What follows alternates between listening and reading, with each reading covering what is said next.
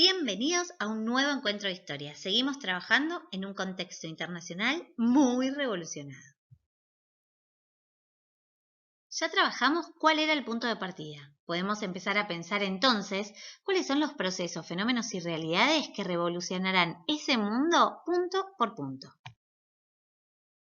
La era de las revoluciones, como ya conversamos varias veces, es un periodo de aproximadamente un siglo en el que el mundo conocido se desbarata, se da vuelta, explota y vuelve a construirse. En todo el mundo al mismo tiempo se cuestiona el orden establecido y las sociedades empiezan a actuar en consecuencia. Podría considerarse la Revolución Inglesa como la pionera de una época. Desde 1642 los ingleses comenzaron a cuestionar la autoridad absoluta de los monarcas, unos re pioneros, extendiéndose la lucha de nobles, campesinos y burgueses por más de 40 años.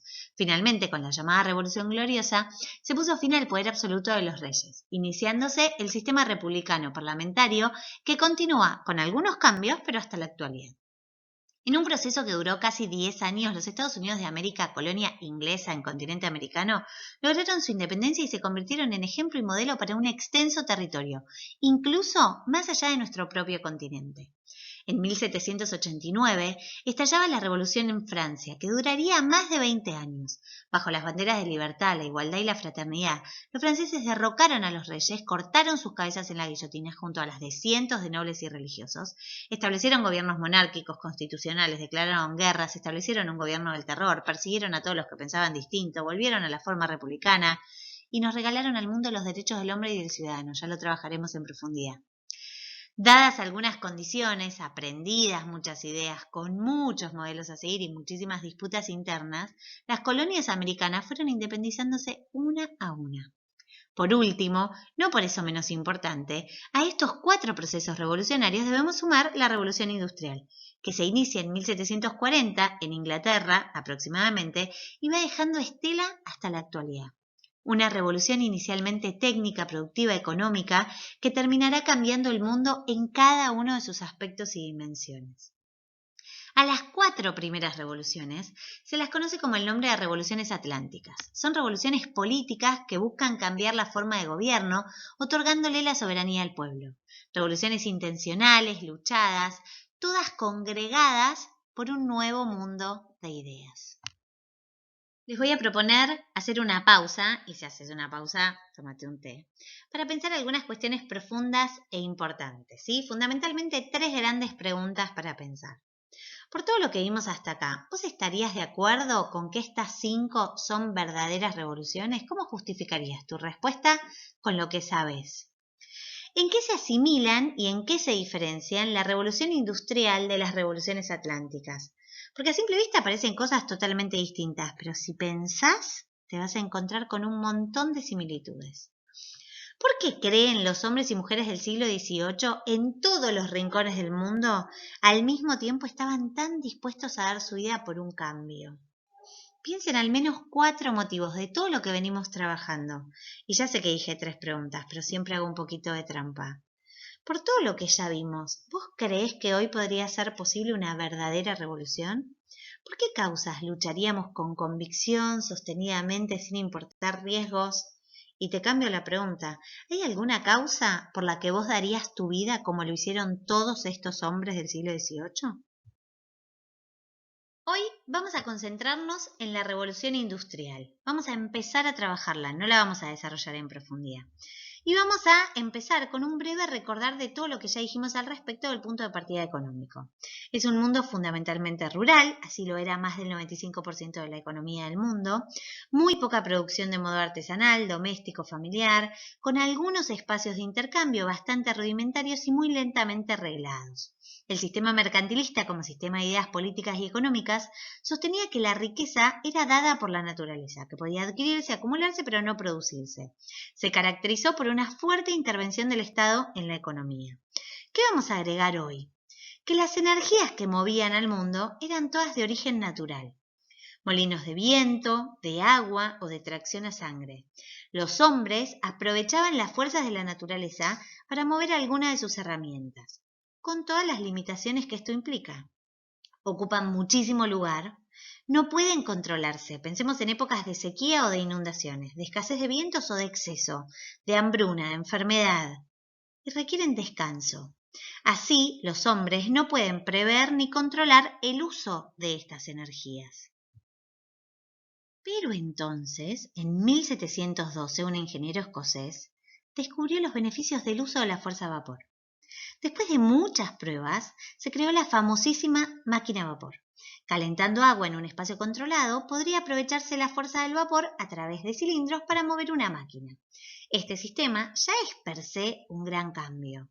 No depende de las condiciones climáticas, no tiene que estar cerca de un río ni en una montaña ventosa, no depende de la fuerza ni del cansancio de nadie, puede funcionar 24 horas al mismo tiempo sin descanso en cualquier lugar del mundo. Esto genera inevitablemente un gran aumento de la productividad. Esto quiere decir que se puede producir mucho más en menos tiempo. Y esto es maravilloso, pero no es la revolución industrial. La revolución industrial no puede ser la creación de una máquina. Es una máquina, pero es el puntapié inicial, la primera patada del partido. Ahora bien, esa maquinita será la primera responsable de un montón de cambios, inicialmente en la producción y en la economía y más tarde en los modos de vida e interacción de organización social, incluso político, en todos los aspectos de la vida.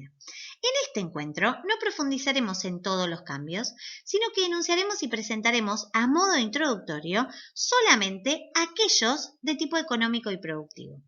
Les propongo seguir la lógica del relato tratando de comprender cómo, casi sin querer, una cosa fue llevando a la otra.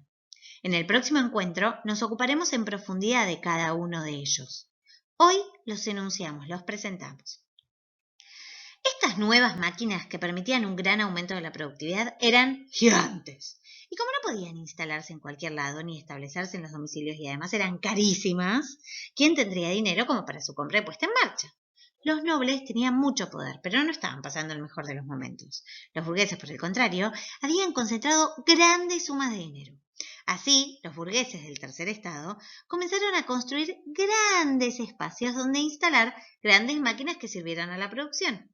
Inicialmente en Inglaterra, dando impulso a la industria textil, nacerían así las primeras fábricas. Esas fábricas se instalaron en las afueras de las ciudades y aprovecharon el empobrecimiento general de los campesinos, producto de los cambios del siglo XVIII que ustedes muy bien ya explicaron gracias a Canedo, para llenarse de empleados. Así, se empezó a producir una mudanza masiva del campo a la ciudad que llenó las fábricas de trabajadores y las afueras de las ciudades de personas de muy bajos recursos. Esos nuevos habitantes de la ciudad necesitaban abastecerse, por lo que también aparecieron los primeros almacenes y las primeras tiendas. En las fábricas, hombres y mujeres y niños trabajaban en jornadas de 15 a 18 horas, sin descanso, sin derechos, sin controles. Cada dueño de fábrica resolvía las cuestiones a su antojo. Los trabajadores recibían, a cambio de su excesiva labor, un salario que apenas garantizaba su subsistencia. En el deseo de aumentar cada vez más su productividad y sus ganancias, los dueños de la fábrica fueron introduciendo, además, cambios en los modos de producción, como el cronometraje de los tiempos que debía requerir cada tarea o la implementación de cadenas de producción. Así, las personas fueron realizando tareas cada vez más pequeñas, aisladas, mecanizadas, en un tiempo previamente calculado. Los famosos Fordismo y Taylorismo que ustedes seguro ya trabajaron fueron deshumanizando cada vez más las tareas. El aumento de la productividad, producir cada vez más en menos tiempo, fue generando nuevas necesidades para los dueños de la fábrica, las necesidades. Si pueden producir más, necesitan cada vez más materias primas, necesitan también más mano de obra y sobre todo cada vez más de un mercado de consumo que quiera comprar todos esos productos que ellos pueden producir en exceso. ¿Y dónde pueden conseguir todo esto? Adivinaron, en las colonias. Dependientes y súbditas, las colonias venderían materia prima barata, comprarían productos manufacturados caros y resolverían, en muchos casos también, la necesidad de mano de obra barata. Nacería un nuevo orden internacional, una nueva división internacional del trabajo que ya abordaremos. Todos estos cambios en la producción e intercambio de bienes resultarían en el nacimiento de un nuevo sistema de ideas. Sí, adivinaron de nuevo, el capitalismo. Basado en la propiedad privada de los medios de producción y en la importancia del capital como generador de riqueza, asignaría recursos a los individuos a través de los mecanismos invisibles del mercado. Mecanismos invisibles del mercado. Chau, intervención del Estado en economía. Chau, mercantilismo. Y todos estos cambios por una maquinita. ¡Wow! Pero ojo, Todavía ni siquiera nos metimos en la revolución industrial, porque cuando nos metamos de lleno en la revolución industrial, esto va a incluir consecuencias y cambios socioeconómicos, culturales, estructurales, todo lo que lo antedicho va a generar. Como decíamos, hoy nos concentramos en los cambios económicos y productivos de la revolución industrial. Los nombramos. Para empezar a profundizar en su significado, los voy a invitar a un recorrido por la ficción porque sé que les gustó mucho este recurso. Los invitaré a ver una seleccionada cartelera de escenas de cine bastante más actual que la última. Las escenas seleccionadas representan impecablemente las características que nombramos en el punto anterior. Sobre el funcionamiento de la fábrica, los invito a ver un corto que se llama, valga la redundancia, La fábrica. Es un corto animado en el que van a poder observar muy bien quiénes trabajan en las fábricas, cómo lo hacen, pero sobre todo cómo es el trato, el vínculo y la expectativa entre los dueños de las fábricas y los empleados.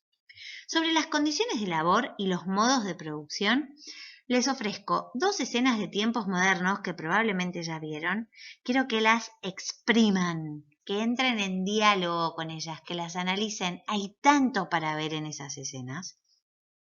También 2 escenas de Charlie y la fábrica de chocolates en los que el taylorismo y el fordismo se ve espectacularmente, al mismo tiempo que, igual que en tiempos modernos, se ve cómo los dueños de las fábricas buscan explotar, exprimir hasta el último jugo y última posibilidad las ganancias de la fábrica más allá de las consecuencias.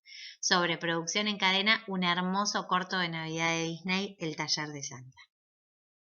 Sobre la nueva división internacional del trabajo, un pedacito de Charlie y la fábrica de chocolates, el descubrimiento de Lumpalandia, es espectacular para comprender cómo los países dependientes, colonias, se vuelven centrales para el funcionamiento de la economía.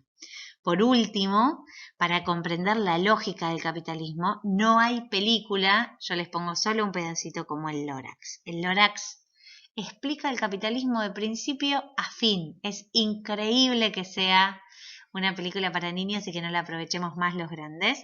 Y un pedacito también de La gran aventura Lego, donde se ve cómo esta necesidad de mercados de consumo y de la publicidad, del marketing y demás, se va a convertir como un elemento central en nuestras vidas. ¿Cuál es entonces la propuesta de análisis, aplicación y síntesis para profundizar estos cambios? Primero, disfrutar de las escenas. No es necesario ver las películas enteras, aunque todas las recomiendo con muchísimo énfasis. Identifiquen, tomando nota en sus apuntes, las características y elementos de la revolución económica que se retratan en las películas. Presten muchísima atención, además de los cambios productivos, técnicos, económicos, a las relaciones interpersonales que se observan en estas escenas. Hagan listas del modo en que se relacionan los individuos entre sí, qué vínculos se establecen, si se observa algún tipo de división social, cómo se comportan los distintos grupos, cómo se tratan los grupos entre sí. En síntesis, la gran pregunta es si pueden empezar a observar consecuencias sociales de estos cambios técnicos, económicos y productivos.